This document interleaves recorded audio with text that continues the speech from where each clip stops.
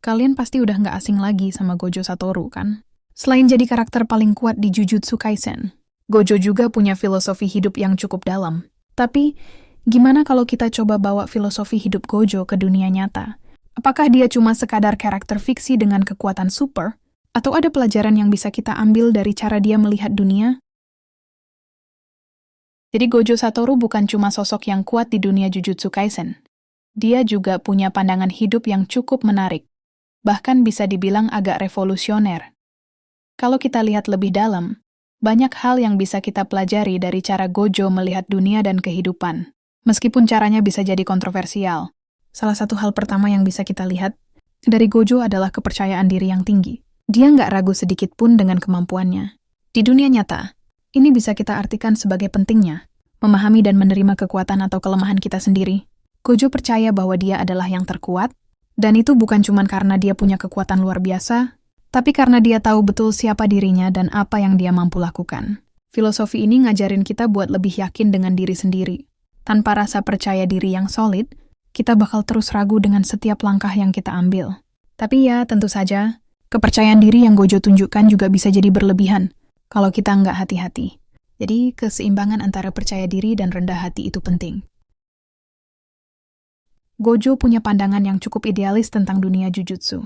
Dia nggak takut untuk mengubah sistem yang sudah ada, bahkan kalau itu berarti menghadapi banyak orang dan halangan.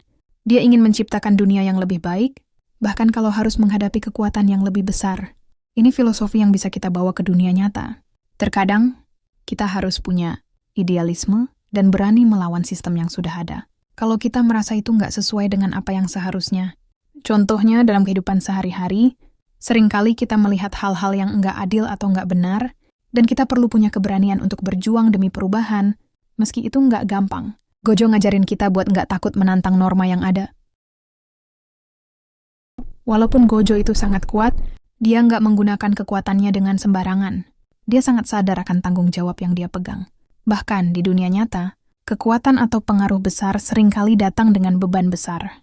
Gojo menunjukkan bahwa orang yang kuat harus bisa mengendalikan kekuatannya dengan bijak, supaya nggak jatuh ke dalam kesombongan atau malah menyalahgunakan kekuasaan. Filosofi ini cocok banget diterapkan di dunia nyata, terutama buat kita yang ingin sukses atau punya pengaruh besar. Semakin tinggi posisi kita, semakin besar tanggung jawab yang kita harus bawa.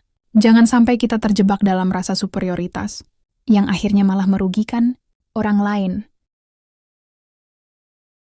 Tapi tetap peduli. Gojo punya sisi yang agak cold, sering terlihat nggak peduli dengan perasaan orang lain. Tapi di balik itu semua, dia sangat peduli dengan orang-orang yang dekat dengannya, seperti murid-muridnya.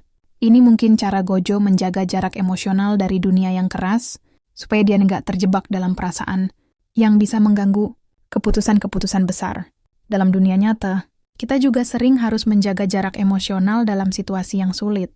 Misalnya, kita nggak bisa terlalu terikat pada hal-hal atau orang-orang yang bisa merusak mental kita. Gojo ngajarin kita bahwa peduli itu penting, tapi kita juga harus tahu kapan untuk tetap tegas dan menjaga jarak agar nggak kehilangan fokus. Satu lagi yang menarik, Gojo sering banget beroperasi sendirian. Bahkan dia merasa nggak banyak orang yang bisa sebanding dengan dia. Ini bisa kita lihat sebagai filosofi tentang kemandirian dan kekuatan mental. Gojo nggak takut untuk berjalan di jalannya sendiri, meski banyak yang meragukan dia. Seperti di dunia nyata, kadang kita harus berani berdiri sendiri, bahkan jika kita merasa terisolasi. Gojo mengajarkan kita untuk menemukan kekuatan dalam kesendirian, bukan untuk menjadi egois atau menyendiri, tapi untuk bisa lebih mandiri dalam mengambil keputusan dan menghadapinya dengan kepala tegak. Emang enggak cuma bisa dipahami dengan sekadar melihat kekuatannya di layar, tapi juga dari cara dia berpikir dan bertindak. Meskipun dia karakter fiksi, banyak hal yang bisa kita ambil pelajaran dari cara Gojo menghadapi hidup, baik itu soal kepercayaan diri, idealisme tanggung jawab, atau kemandirian. Jadi meskipun Gojo tampak seperti sosok yang punya semua jawaban, jangan lupa, setiap karakter punya sisi gelapnya. Tapi justru itu yang bikin dia lebih manusiawi. Gimana menurut kamu? Ada filosofi Gojo yang relate sama kehidupanmu? Share pendapat kamu di kolom komentar.